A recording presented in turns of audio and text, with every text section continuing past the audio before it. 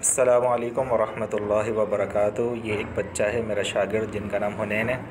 बहुत ही स्टाइलिश बच्चा है ये। बेटा आप अपने बाल टोपी सही पहने आप। ये किस तरह आप, हाँ चलें अब सबक पढ़ते हैं। उंगली रखो आप, कहाँ पर है जी हाँ चलें। ये आपका सबक है ना।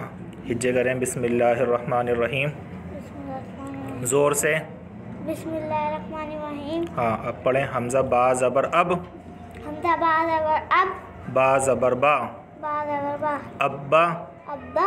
हमज़ा बा ज़ेर इब, हमज़ा बा ज़ेर इब, बा ज़बर बा, बा ज़बर बा, इब्बा, इब्बा।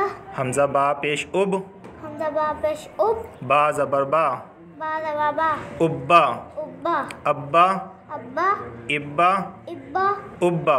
उब्बा। अब आप खुद से पढ़ें और सही तरह उंगली रखें आप। हमज़ा बा ज़बर अब, बा ज़बर बा, अब्बा।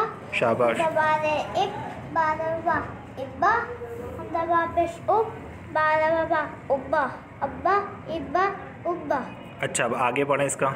हमज़ा सा ज़बर अस, ये हमज़ा ता ज़बर अत, इसके बाद जो है हाँ सही तरह उंगली रखें। हमज़ा ता ज़बर अत, ता ज़बर ता, अत्ता।